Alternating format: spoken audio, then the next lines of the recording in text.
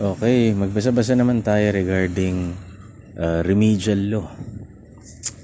Remedial law, so general principles ng remedial law.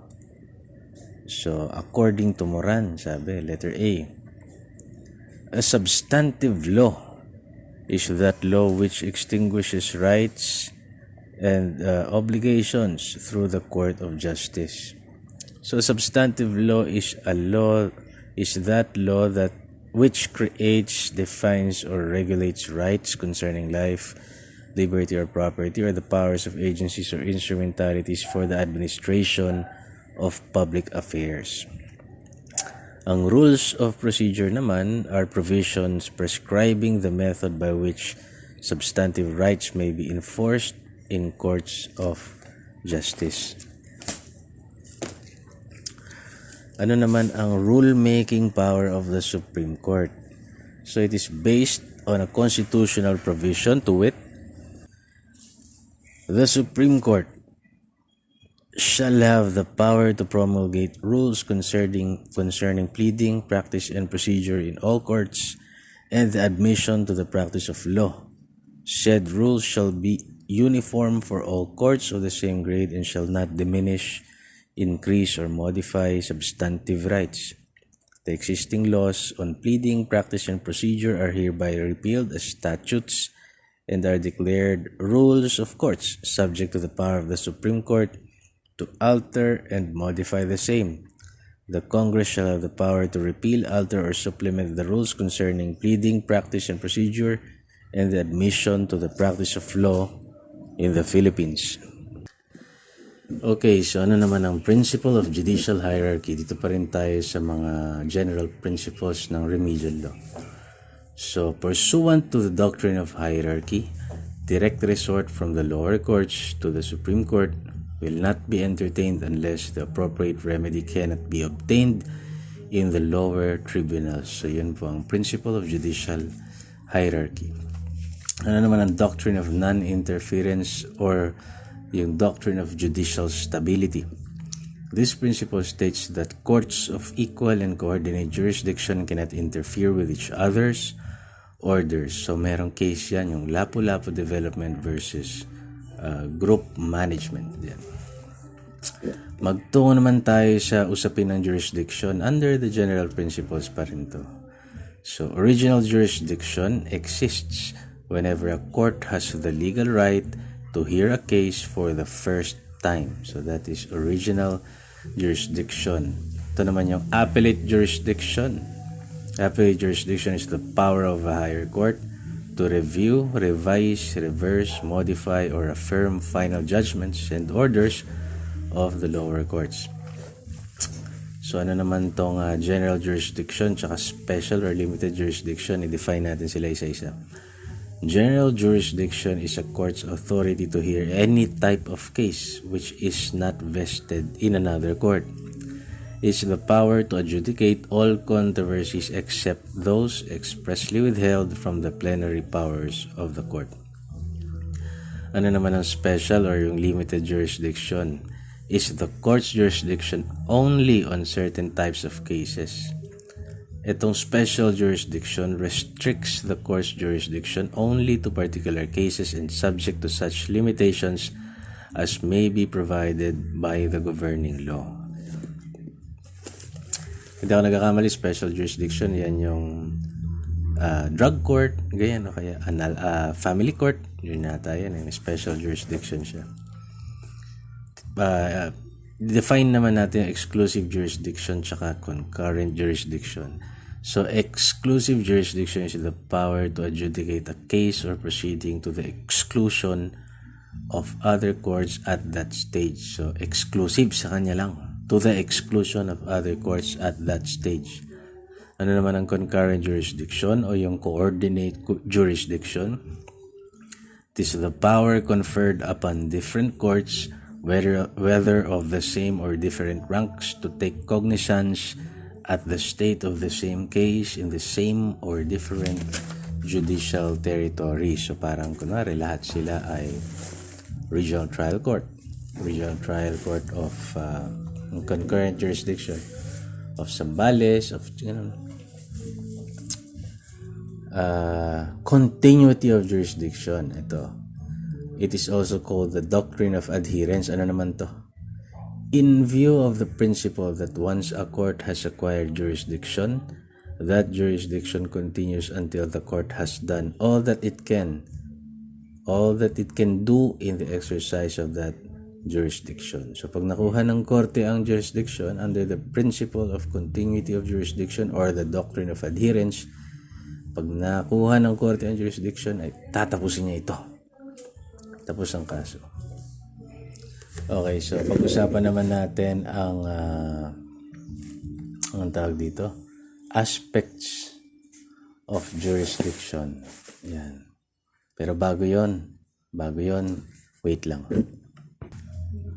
Ayan, so pag-usapan muna natin yung jurisdiction ng Philippine courts. Dito sa kopya ko, wala lang, hindi ko lang nailagay dito yung jurisdiction ng Supreme Court. Pero yan yung Court of Last Resort eh. Yung basic courts muna tayo. Yung MTC, METC, or MCTC. Yan, first level courts. Yan. Ang sabi rito, ayon ito sa BP 129. Yan. MTC, METC, MCTC shall exercise exclusive original jurisdiction over civil actions and probate proceedings, testate and intestate, including the grant of provisional remedies in proper cases, where the value of the personal property, estate, or amount of demand does not exceed 300,000 in province and does not exceed 400,000 in Manila. Exclusive ito of interest, damages, and attorney's fees. Okay, exclusive ang MTC, METC, MCTC rin. They shall have exclusive original jurisdiction over cases of forcible entry and unlawful detainer, provided that when in such cases the defendant raises the questions of ownership in his pleadings and the question of possession cannot be resolved without deciding the issue of ownership, the issue of ownership shall be resolved only to determine the issue of possession. Yan. So regardless of the amount ito, basta regardless of the value of the property, basta forcible entry or unlawful detainer, may exclusive at original jurisdiction ang MTC kahit siguro 1 billion pa yung halaga ng property. I-define lang natin ang forcible entry. Yan, one is deprived of physical possession by means of force, intimidation, threat, strategy, and stealth. Yan, ang unlawful detainer naman, one unlawfully withholds or refuse to give possession thereof after the expiration or termination of his right to hold possession under any contract, express or implied. So kunwari nagpapaupa ka, natapos na yung kontrata nyo, yung period na maungupahan siya, dapat na siyang umalis dahil may titira ka ng kamag-anak o kapamilya, ayaw niya pang umalis kahit wala na siyang karapatan doon, natapos na yung kanyang rental contract, ayun, unlawful detainer yan. Number 3, exclusive and original jurisdiction in all civil actions which involve title to or possession of real property or any interest therein, provided yung halaga ng property does not exceed 20,000 in the province and does not exceed 50,000 in Manila. Ewan ko kung ano na ba to, nabago na ba ito? Ayun. At yung MTC rin may be assigned by the Supreme Court to hear and determine cadastral or land registration cases covering lots where there is no opposition or contested lots where the value does not exceed 100,000. So, sa yun, exclusive jurisdiction in those cases. Sa criminal cases naman, ito naman ang jurisdiction ng MTC pa rin. So, except in cases falling under the exclusive original jurisdiction of the RTC and Sandigan Bayan, the MTC shall exercise, number 1, exclusive original jurisdiction over all offenses punishable with imprisonment not exceeding 6 years, irrespective of the amount of fine and regardless of the other imposable accessory or other penalties, including civil liability arising provided, however, that in offenses involving damage to property through criminal negligence, they shall have exclusive original jurisdiction. And number 2, exclusive and original jurisdiction over all violations of city or municipal ordinances irrespective of territorial jurisdiction.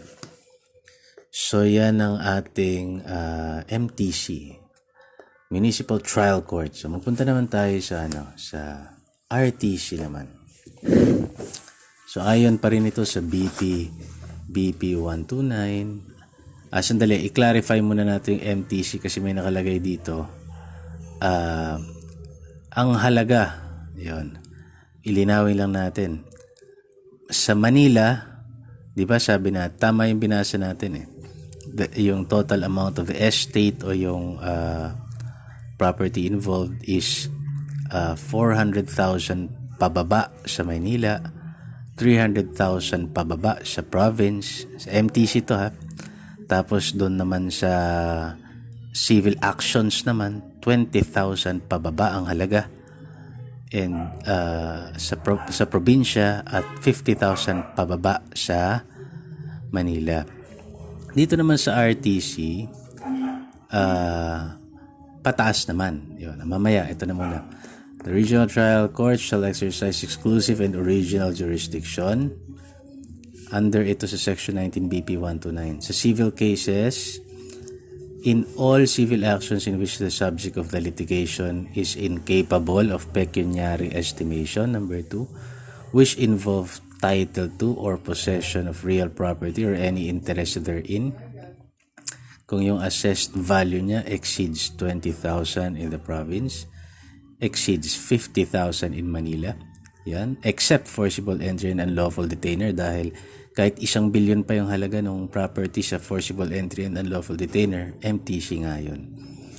And in all actions in admiralty and maritime jurisdiction where the demand of claim exceeds 300,000 in province and exceeds 400,000 in Manila. Number 4, all matters of probate, both estate and intestate, where the gross value of the estate exceeds 300,000 in the province and exceeds 400,000 in Manila. Number 5, all actions involving the contract of marriage and marital relations. Number 6, in all cases not within the exclusive jurisdiction of any court, tribunal, person, or body exercising jurisdiction of any court, tribunal, person, or body exercising judicial or quasi-judicial functions. Number 7, in all civil actions and special proceedings falling within the exclusive regional jurisdiction of a juvenile and domestic relations court and of the Court of Agrarian Relations as now provided by law, and in all other cases in which the demand, exclusive of interest, damages of whatever kind, attorney's fees, litigation expenses, and costs, or the value of the property in controversy exceeds 300,000 in the province and exceeds 400,000 pesos in Manila. Yun. So, civil cases, RTC, yung mga nabanggit natin. Ito naman ang jurisdiction ng RTC sa criminal cases. So the Regional Trial Court shall exercise exclusive and original jurisdiction in all criminal cases not within the exclusive jurisdiction of any court, tribunal, or body except those falling under the exclusive and concurrent jurisdiction of the Sandigan Bayan. So the RTC shall exercise original jurisdiction in the issuance of writs of certiorari, prohibition, mandamus, quo warranto, habeas corpus, and injunction, which may be enforced in any part of their respective regions and in actions affecting ambassadors and other public ministers and consuls. At nakalimutan din natin pag ang penalty, okay, pag ang penalty ng krimen ay 6 years and above, matik sa Regional Trial Court yan. Tungo naman tayo sa jurisdiction ng Court of Appeals under Rule 46. Rule 46 of the, BP 129 pa rin ba to? So, original jurisdiction to issue writs of mandamus, prohibition, certiorari, habeas corpus, and quo warranto, and auxiliary writs or processes, whether or not in aid of its appellate jurisdiction. Number 2, exclusive and original jurisdiction over actions for annulment of judgments of RTC. Yan. Number 3, exclusive appellate jurisdiction over all final judgments, resolutions, orders, or awards of RTC and quasi-judicial agencies, instrumentalities, boards, or commission, including the SEC, Social Security Commissions, Employees Compensation Commission, and the Civil Service Commission, except those falling under the appellate jurisdiction of the Supreme Court in accordance with the Constitution, the Labor Code, and the BP 129. So, yan naman ang jurisdiction ng ating Court of Appeals. So, babasahin pa rin naman natin yung iba rito, pero isabay ko na kahit na nandito pa lang tayo sa General Principles and Jurisdiction, no, sa REMLO. Para lang matandaan, no, provisional remedies ay nakalagay under Rule 57 to 61. So, Rule 57 is about preliminary attachment ng rules of court po ito. Rule 58 is preliminary injunction. Rule 59 is receivership. Rule 60 is replevin. 61 is support pendente lite. Okay. Yun yung ating provisional remedies. Ito naman yung mga special civil actions naman natin from Rule 62 to 71. So, Rule 62 is interpleader. Rule 63, declaratory relief. Rule 64, review of judgment and final orders or resolutions of the COMELEC and Commission of COMELEC and Commission on Audit. Rule 65 is certiorari, prohibition, mandamus. Rule 66, quo warranto. Rule 67, expropriation. Rule 68, foreclosure of real estate mortgage. Rule 69, partition. Rule 70, forcible entry and unlawful detainer. And Rule 71, contempt. Yan, mga special civil actions po yun. Sa Rule 47 naman daw is annulment by the Court of Appeals of judgments or final orders and resolutions in civil actions of the Regional Trial Court for which the ordinary remedies of new trial, appeal, petition for relief, or other appropriate remedies are no longer available to no fault of petitioner. So, annulment of judgment, ano na yan?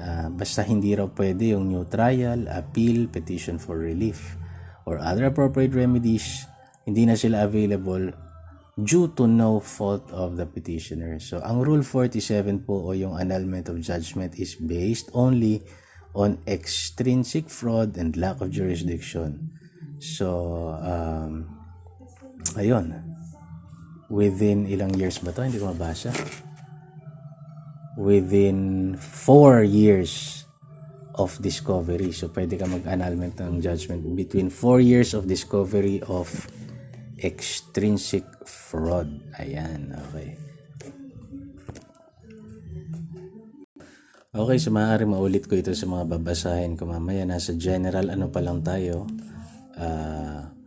Nasa general principles pa rin naman tayo. Pero dahil nandito na siya sa hawak ko, ang sabi rito, basahin na natin. Kasi nagbigay tayo ng remedyo. Sabi ko, provisional remedies kanina, tsaka special civil actions, ganyan. I-define natin kung anong ibig sabihin ng final judgment or order.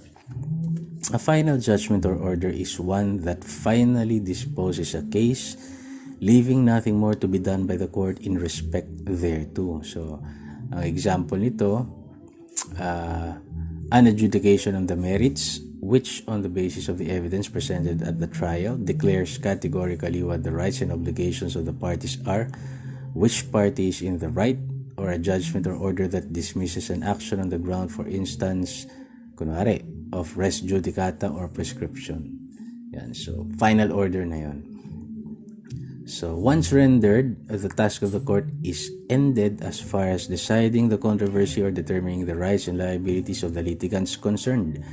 Nothing more remains to be done by the court except to wait the party's next move. So yung next move nila may consist of the filing of a motion for new trial or motion for consideration or taking of an appeal. And ultimately, of course, to cause the execution of the judgment when it becomes final, or to use the established and more distinctive term final and executory. So, nasabi nga nung teacher dati, pagka may final order na, mag-appeal ka. So, anong ibig sabihin ng res judicata? Nabanggit natin yan kanina. Res judicata is a matter that has been adjudicated by a competent court and may not be pursued further by the same parties. Res judicata na. Especially pagka final and executory. Tapos na eh. Res judicata. So, ano naman ang interlocutory order? Kung ang final order, yun yung desisyon, tapos na. Wala nang gagawin. Ang interlocutory order is an order that does not finally dispose of the case and does not end the court's task of adjudicating the parties' contentions and determining their rights and liabilities as regards each other, but obviously indicates that other things remain to be done by the court. So, ang example ng interlocutory order is an order denying a motion to dismiss under Rule 16 or granting a motion for extension of time to file a pleading or authorizing amendment thereof or granting or denying applications for postponement or production or inspection of documents or things. Ayon yan sa jurisprudence ng Supreme Court. So it's obvious naman na hindi pa naman tapos yung kaso. Nagsisimula pa lang. So according nga sa isang law professor, pag may interlocutory order, mag-MR ka, mag-motion for reconsideration ka. Kunwari lang, na-deny yung motion mo, no? Binibigyan ng fresh period of 15 days ang denial ng MR. Wag lang covered ng summary procedure ng MTC cases. Yan ang sabi, no? So, okay. So, yun, mga dagdag kaalaman. Although, hindi pa naman tayo dapat magpunta ron, pero binasa lang natin kasi nasa isang babasahin na siya.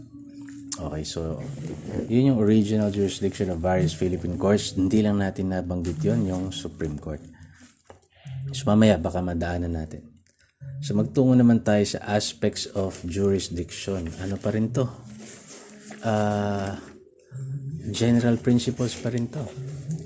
So jurisdiction over the parties, yan. Jurisdiction over the persons of the parties is acquired by their voluntary appearance in court and their submission to its authority or by coercive power of legal process exerted over their persons. Jurisdiction is conferred by law and not subject to stipulation of the parties. Ano naman yung jurisdiction over the subject matter? So, jurisdiction over the subject matter is the power to hear and determine cases of the general class to which the proceedings in question belong and is conferred by the sovereign authority which organizes the court and defines its powers. So, conferred by law. Jurisdiction over the issues naman tayo. So, ito namang jurisdiction over the issues conferred by the pleadings. Ito kung ano ilalagay mo sa pleadings. So, jurisdiction over the issue, unlike jurisdiction over the subject matter, may be conferred by consent, either express or implied, of the parties, under Rule 17, Section 4, Rules of Court.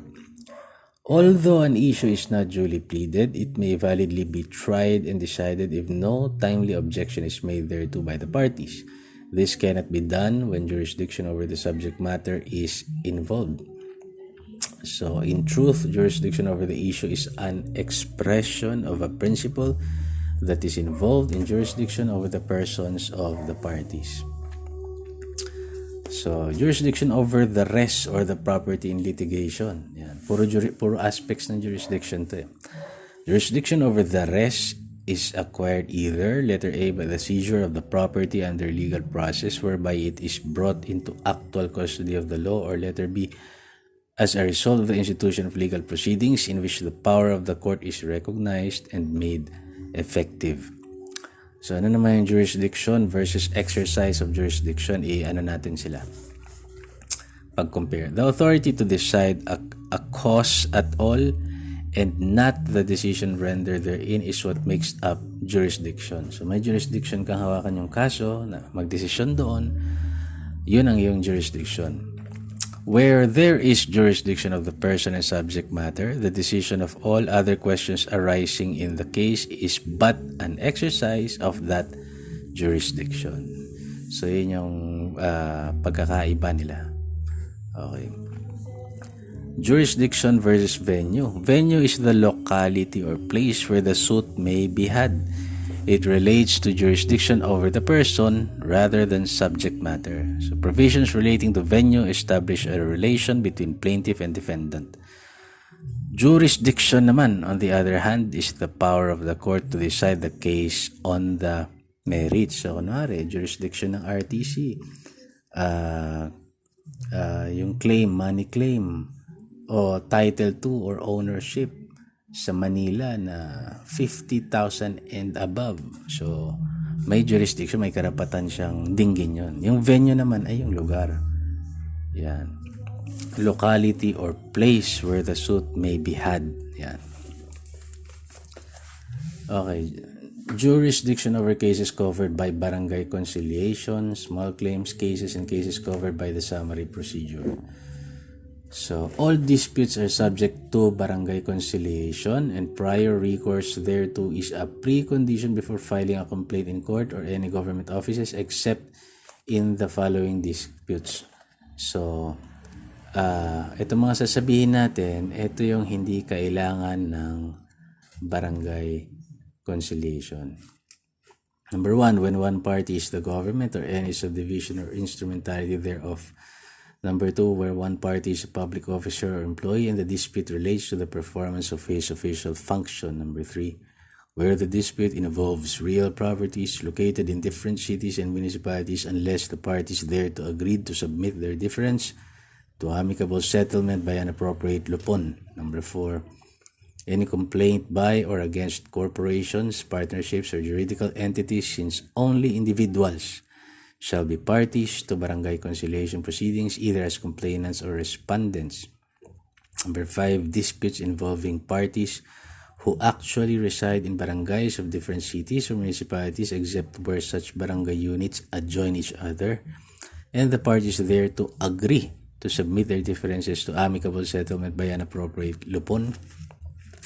Number 6, offenses to which the law prescribes a maximum penalty of imprisonment exceeding 1 year or a fine over 5,000 pesos. So, hindi na kailangan ng barangay conciliation. Number 7, offenses where there is no private offended party. Number 8, disputes where urgent legal action is necessary to prevent injustice from being committed or further continued, specifically in the following. Letter A, criminal cases where accused is under police custody or detention. Letter B, petitions for habeas corpus by a person illegally deprived of his rightful custody over another or a person illegally deprived or on acting in his behalf. Letter C, actions coupled with provisional remedies such as preliminary injunction, attachment, delivery of personal property, and support during the pendency of the action, and actions which may be barred by statute of limitations. Number 9, any class of disputes which the President may determine in the interest of justice or upon the recommendation of the Secretary of Justice. Number 10, where the dispute arises from the Comprehensive Agrarian Reform Law. Number 11, labor disputes or controversies arising from employer-employee relationships. Siyempre, dole ang may ano yan.